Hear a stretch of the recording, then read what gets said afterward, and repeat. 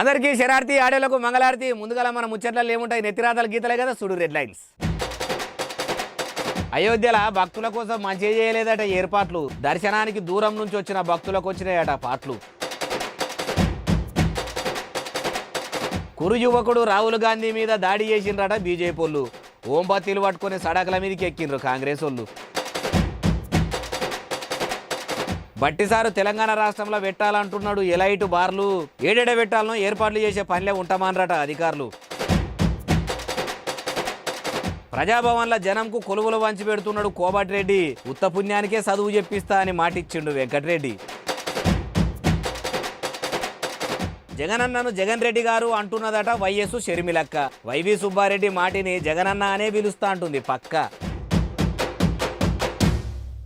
ప్రధాని మోడీ సారు ఇంటింటికి దీపాలు పెట్టి రాములవారి ప్రాణప్రతిష్ఠ పండుగ గొప్పతానని తెలిసేటట్టు చెప్పమని చెప్పే కదా. నరేంద్రల వారు చెప్పినట్టే దేశం 4 దిక్కుల అన్ని ఇండ్ల ముంగట కంచుల్ల దీపాలు పెట్టి వెలిగిచ్చిర్రు. దేశమంతా దీవుల పండుగ లెక్కనే జరిగింది.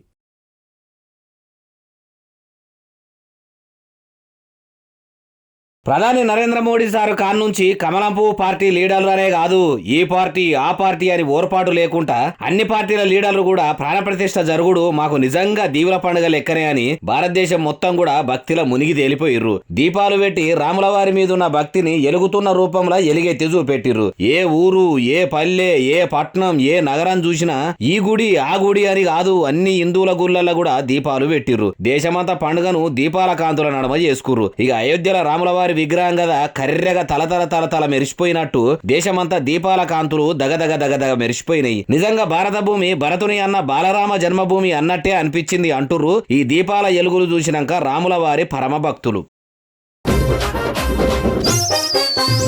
పేరుకు పత్రికలిచ్చి అయోధ్యల ప్రాణప్రతిష్టకు రమ్మని చెప్పిండ్రట. కానీ సౌలతులు చేసే కాడనే అక్కడ సర్కారు అంత సక్సెస్ కాలేకపోయిందట. అగో బాలన్న ఏర్పాట్లని బొంబాడుకున్నాయని మొన్నటిదాకా చాలా మంది చెప్పిర్రు. నువ్వేందే తక్లీఫ్లు ఉన్నాయని చెప్తున్నావు అంటారా? నిజముల్లా నిజంగా పత్రికలిచ్చి ప్రచారం చేసిన ప్రభుత్వము కొన్ని ఏర్పాట్లలో వెనకబడ్డట్టే ఉన్నదట.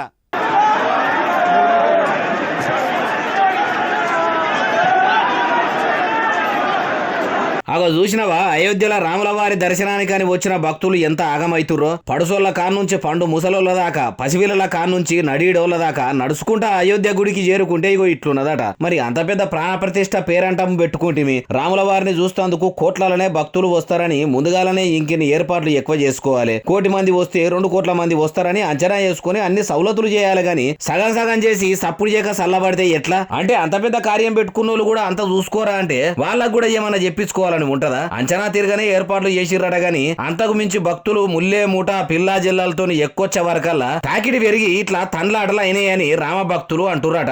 అధికారులను కూడా అనేతందుకు ఏమున్నది చెప్పుర్రి, వాళ్ళు కూడా శేషకాడికి ఏర్పాట్లు చేస్తుర్రు అంటుర్రు ఈ ముచ్చట తెలిసినోళ్ళు. అయోధ్యల బాలరాముల వారు మిట్టుకున కళ్ళు మిట్కరిస్తున్నాడట. కంటి రెప్పలు షిట్కున కొట్టుకుంటా మిట్ట మందిని చూస్తున్నాడట. మెడలు కూడా ఇటు అటు దింపుతున్నాడట. అగో రాముల వారి విగ్రహము కళ్ళు మిట్కరిచ్చుడు ఏంది అనుకుంటారు కదా. మొదలు నేను కూడా అట్లనే అనుకున్నా కానీ వీడియో చూసినాక నిజంగానే అనిపించింది. నిజమేంతనో మీరే కనిపెట్టాలి మరి.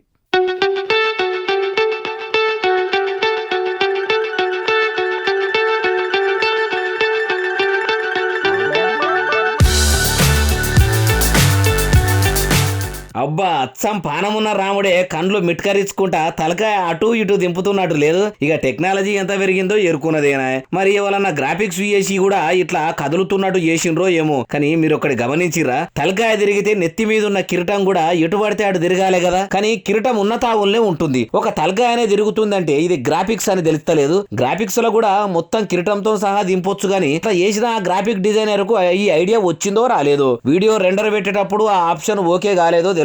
కానీ కండ్లు మిట్కరించుకుంటా ఇట్లా తలకాయ ఇటు అటు తిరుగుతుంటే మస్తు అనిపిస్తున్నది కదా. ఇక సోషల్ మీడియాలో ఇప్పుడు ఈ బాలరాముని వీడియోని ఎర్రుగా మరగా తిరుగుతుంది. వీడియో అంటే వీడియోనే అనుకుంటా రాముడు కండ్లు మిట్కరించుడు చూసి.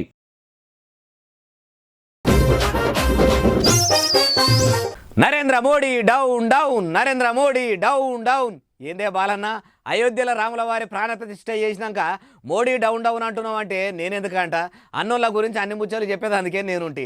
అగో ప్రధాని సార్ను డౌన్ చేయాలని పగతోలు రగిలిపోతున్న లోవలట్రా. చెప్పేందుకు డైరెక్ట్ మీరే చూడుర్రి.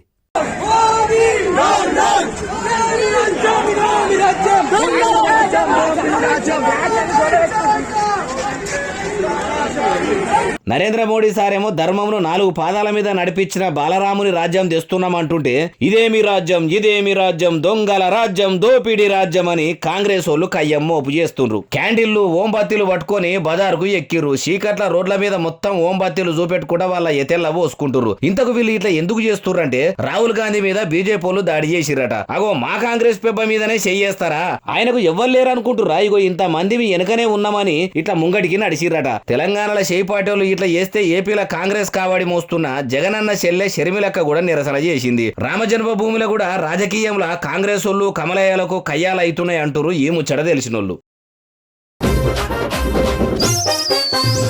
ఎలైట్ బార్ రెస్టారెంట్లు ఏర్పాటు చేయాలంటున్నారట ఉప ముఖ్యమంత్రి మల్లు బట్టి విక్రమార్క సారు.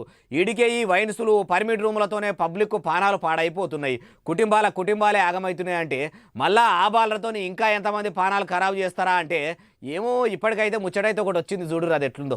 ఇరికిరుకు పర్మిట్ రూములల్లా ఈగలు దోమలు ముసురంగా కూసోని దాగుకుంటా జోరిగలులే దోమలు గుయ్యమనంగా మనుషులు గల్లర వర్రంగా ఇబ్బంది పడే మద్యపాన ప్రియులకు ఇబ్బందులు ఉండొద్దని ఎలైట్ బార్లు పెట్టాలన్నాడట. అగో బార్లు రెస్టారెంట్లు ఉండనే ఉంటాయి, మళ్ళా ఈ ఎలైట్ బార్లు ఏంది అంటారా, బాలరకు అమ్మమ్మ జేజమ్మల సొంటి అన్నట్టు ఇవి. అగో అవెట్లా ఉంటాయి అంటే పెద్ద పెద్ద అర్రలు, సల్లడి ఏసీ రూములు, పెద్ద టేబుల్లు ఉంటాయట.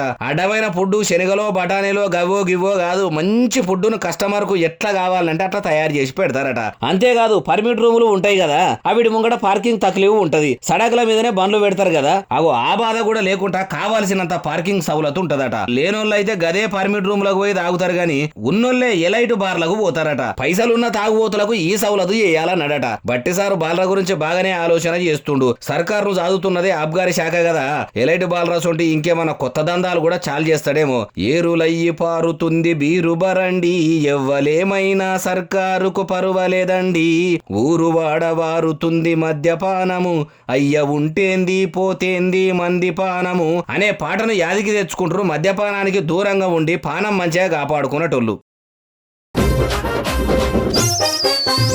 బంగ్లాల మంత్రి కోమటిరెడ్డి వెంకటరెడ్డి బాగానే కొలువులు వంచి పెడుతున్నాడట. అగో కొలువులు వంచుడు ఏంది, దరఖాస్తులు పెట్టుకోవాలి, ఆ ఇచ్చే నౌకర్లకు దరఖాస్తులు పెట్టుకున్న వాళ్ళు అరువులా కాదా చూడాలి, ఇంటర్వ్యూలు చేయాలి, ఇవన్నీ చేయకుండా సీదా ఉద్యోగాలు ఇచ్చుడేంది అంటారా.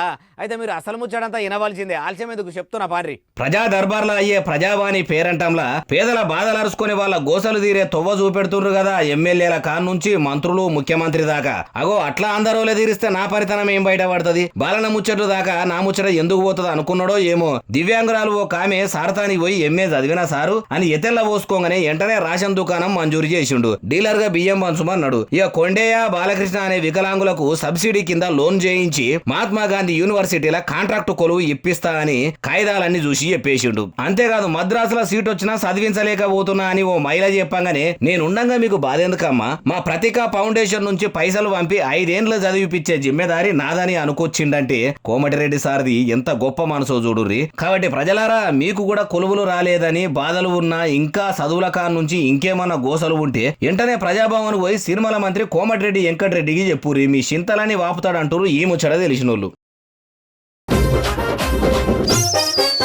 జగనన్న చెల్లె షర్మిలక్క ఏపీ ముఖ్యమంత్రిని జగన్ రెడ్డి గారు అనుడు వైవి సుబ్బారెడ్డికి సుతారం నచ్చతలేదట. తోడబుట్టిన అన్నను ఎవరైనా ఒక్కడు ఉంటే ఏమంటారు, అన్న అంటారు, ఇద్దరుంటే చిన్నన్న పెద్దన్న అంటుంటారు, అంతేగాని పేరు పెట్టి పిలవరు కదా. అదే ముచ్చటను విలేకరులు పోయి మైకులు మూతి ముంగడ పెట్టి అడిగితే షర్మిలక్క ఇట్లా చెప్పుకొచ్చింది.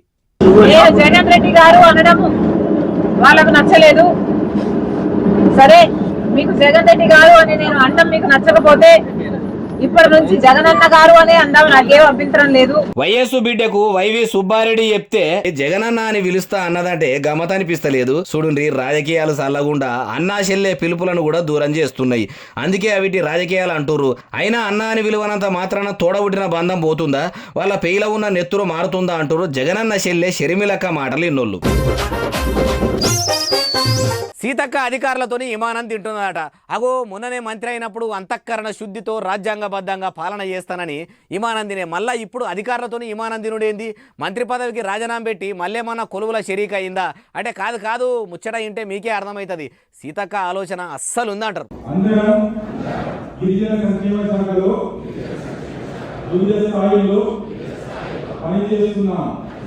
ఇన్నరు కదా అడవి బిడ్డరు కాబట్టి నాకు కొండ కోనల నడమ పుట్టి పెరిగిన గిరిజనుల గోసలు తెలుసు. అందుకే వాళ్ళ కోసం నేను సాదా చెప్పులు వేసుకొని సాయం చేసేందుకు రాళ్ళు రప్పల నడమ నడుచుకుంటూనే పోతా అని చెప్పొచ్చు. మరి ఇప్పుడు ఇంతమందిని ఎందుకు విమానం తినిపించిందంటే అడవి బిడ్డల గోసలు బొచ్చడున్నాయి. అవన్నీ కూడా పెండింగ్లో పడకుండా ఎంటదెంట మీ డ్యూటీ మీరు చేసుకుంటా చేసిండ్రే అనుకో, అరుచుకుర్రు అనుకో మంచిగా. మీ కొలువుకు మీరు న్యాయం చేసిన వాళ్ళు అవుతారంటే సర్కార్ ఆఫీసర్ల పనితనం ఎట్లుంటుందో తెలిసిన సర్కార్ అధికారే మీరు ఇట్లా చెప్తే వాళ్ళకు ఎట్లెక్కుతుంది మేడము? ఒట్టు తినబెడదాం అన్నడో ఏమో ఇట్లా చెప్పించిండు కావచ్చు. అది అట్లుండని కానీ అడవి బిడ్డ అయ్యేపాటికే సీతక్క అంత మంచిగా ఆలోచన చేసింది. ఈ నేందల్లా కొండా కోనల బతికేటోళ్ళ గురించి పట్టించుకుర్రా ఎవరన్నా? ఓట్లప్పుడే వచ్చిరి, మళ్ళా 5 ఏళ్ళు వాడి దిక్కు ఒకపోయిరి. మంత్రిగా బాధ్యతలు ఎత్తుకొని 3 నెలలు కూడా కాలే అప్పుడే అడవిలు ఉండేటోళ్లకు అండగా నిలవాలని అధికారులతో విమానం తినిపించిందంటే ఇంతకంటే ఏం కావాలి అంటారు ఈ ముచ్చట తెలిసినోళ్ళు. కార్ పార్టీలకించి కాంగ్రెస్లకు 30 మంది పెద్ద పెద్ద పేరు మోసిన లీడర్లు పోతున్నారట. అగో ఓడిపోయినా ఓపికతోనే ఉంటాం, సచ్చినా పార్టీని ఇడవమని గులాబీ జెండాను గుండెలకు అద్దుకునే నాయకులు కారుకు కాలిచ్చి శైల చేతేసుడు ఏందంటరా? నిజముల్లా ఈ మాట ఎవరో కాదు, రోడ్ల మంత్రి కోమటిరెడ్డి వెంకటరెడ్డి సారే రోడ్డు మీద నిలబడి చెప్తున్నాడు. కావాలంటే నుండి మా ప్రభుత్వాన్ని ఎప్పుడు పడిపోదు. మీ 39 మందిలో పార్లమెంట్ ఎలక్షన్ తర్వాత 10 మంది ఎమ్మెల్యేలు కూడా మిగిలారు. 30 మంది ఎంపీలు. ఎందుకంటే మీకు ఒక పార్లమెంట్ సీట్ కూడా వచ్చేది కష్టం. 30 మంది వస్తున్నారని ముచ్చటగానే చెప్తుండు, కానీ ఎవరో పేర్లు చెప్పలేదు. మరి ఎంపీ ఎన్నికలు అయినాక ఎంతమంది కార్లకెళ్ళి ఎడమకాలు బయట పెట్టి కాంగ్రెస్ల కుడికాలు పెడతారో చూడాలంటారు ఈ ముచ్చట తెలిసినోళ్ళు.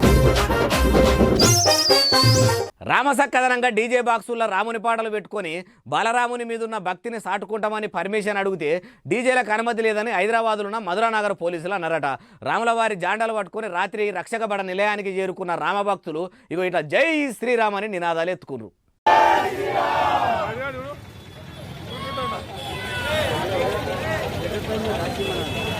సముద్రం మీద వారధి కట్టేందుకు అప్పట్లో వానర సైన్యం కదా గదిలినట్టే గదిలొచ్చిర్రు. రక్షకబడ నిలయం ముంగడనే నిరసన తెలిపేందుకే వచ్చిర్రంటే రాములవారు అంటే ఎంత భక్తి. అందరూ కూడా రామదాసులోలే రాముని పాటలు డీజేల పెట్టి సీతారాముల మీద చిత్తం నిలిపి సింధులేస్తామంటే కూడా పర్మిషన్ ఎట్లియరని ధర్మ మార్గంలో నడిచే ఆర్ఎస్ఎస్ వాళ్ళు ఇట్లా ధర్మంగా పోలీసులు అనుమతి ఇయ్యకపోవడు ఏందని అనుకొచ్చిర్రు. నమీబియా నుంచి మోడీ సార్ కాయిస్గా తెచ్చిన సీత ముచ్చటగా 3 పిల్లలంగాన ముచ్చట ఎరుకున్నదే కదా. ఇక అది ఇప్పుడు బుడిబుడి అడుగులు వేసుకుంటా అడవిలో మంచిగానే తిరుగుతున్నాయట. అవిడి వీడియో ఒకటి వచ్చింది, అది కూడా మీకు చూపిద్దామని తెచ్చిన. బుజ్జి సీతాలు భలే ముద్దొస్తున్నాయ్యా. ఎండిపోయిన గడ్డిలా మచ్చలతోనే కనబడుతున్న సీత ముంగట గడ్డి రంగుల మెసులుకుంటా కనబడుతున్నాయి చూడుండ్రి. అవే చిన్న సీతాలు మంచిగానే పెరిగి పెద్దగా అవుతున్నాయి. దగ్గు దమ్ము సర్ది జ్వరం ఏ బీమారి లేకుండా బేపీగర్గా బతుకుతున్నాయి. సీత అంటే కొందరికి తెలియదు కదా, చిరుతపూలు లెక్కనే ఉంటది, కానీ జిట్టపూలేమో దుడ్డే దున్నపోతు లెక్క బంద వస్తువు ఉంటది పెయి వేయించి. సీతానేమో లేగదూడ లెక్క బాణం పుల్లోలే పొడుగు ఎక్కువ ఉంటది, సన్నగా ఉంటది. ఈ జాతి మన భారతదేశంలో లేవని నమీబియా నుంచి తెప్పించి మిషన్ సీత అని పేరు పెట్టి అవిటిని ప్రేమగా పెంచిపిస్తుండు మోడీ సారు. ఏమన్నా సామాన్లను ఒరిజినల్ కాకుండా డూప్లికేట్ చేసి అచ్చం అవిడి లెక్కనే మక్కీ దించి మార్కెట్లో అమ్ముతుంటారు కదా. మనుషులు కూడా డూప్లికేట్ తయారవుతున్నారట. అగో సామాన్లు అంటే మనుషుల చేతుల్లో పని, ఎన్నైనా సేమ్ ఉండేది తయారు చేసుకోవచ్చు, కానీ మనుషులను అచ్చం అట్లనే చేసుడు ఎట్లా కుదురుతుంది అంటారా? అయితే ఇది చూసినాక ఏమంటారు అనుండి.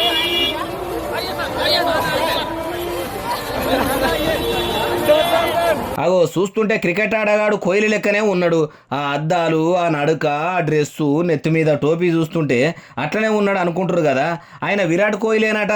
అందుకే అభిమానులు కూడా చూడుండ్రి ఎట్లగా పడి సెల్ఫీలు దిగుతుండ్రు. ఇట్లా రోడ్ల మీదకి ఎక్కుతా అనుకుంటే బాడీ గార్డులనన్నా ఎంట తెచ్చుకోడా. ఎక్కువ మంది చుట్టుముట్టి గుమిగూడి ఆయన దగ్గరికి ఒత్తితే ఏంది పరిస్థితి? అది సరేగాని మనిషి లెక్కున్న మనిషిని చూపెడతాని నువ్వేందే కోహ్లీ గురించి చెప్తున్నావంటే మీరు ఎంతసేపు చూసింది విరాట్ కోహ్లీని కాదు, అచ్చం ఆయన లెక్కనే ఉన్న ఇంకో మనిషిని. మరి మందిలకు రావాలని కావాలనే వేషం కట్టిండో ఉండుడే అట్లుంటాడో గాని ఇట్లా దర్శనం ఇచ్చిండు. డూప్లికేట్ అని ఇప్పటికి అర్థమైంది కదా. ఇక ఉంటా మరి. ఇక ఇవి అని తెచ్చిన ముచ్చట ఎట్లున్నాయి అస్సలు ఉన్నాయిలే. మళ్ళీ తెస్తూనే ఉంటాం, మీరు మాత్రం చూస్తూనే ఉండాలి. ఉంటా మరి. సెలవు, శనార్థి, దండం, పబ్బతి ఇంకేమైనా ఉంటాయి.